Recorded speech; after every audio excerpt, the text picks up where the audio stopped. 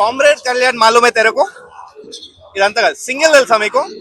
విష్ణు గారు కామ్రేడ్ కళ్యాణ్ గురించి మీరు ఏం చెప్తారు? అంటే స్టేజ్ మీద చెప్పారు.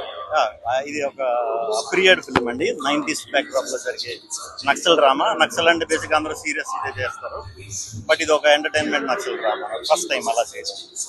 అండ్ మీకు తెలుసా బంగారం పాతది, అది మా టీవీ9 సాంగ్ మీరు తీసి మీ సినిమాలో పెట్టారు. సో ఇంకా ఎన్ని సాంగ్స్ తీసుకోబోతున్నారు మా టీవీ9 గురించి మీరు చెప్తారా? అంటే ఇది పీరియడ్ సినిమా కాబట్టి 90s, అప్పుడు టీవీ9 లేదు కాబట్టి ఏం తీసుకోవాలా. నెక్స్ట్ వచ్చే సినిమాలో గ్యారంటీ సార్ మన కోసం క్రెడిట్ ఇస్తానండి. ఒక comedy dialogue sir. Comedy dialogue అంటే అంటే అంటే సడన్ గా డైలాగ్ అంటే పీపుల్ వద్దు, నార్మల్.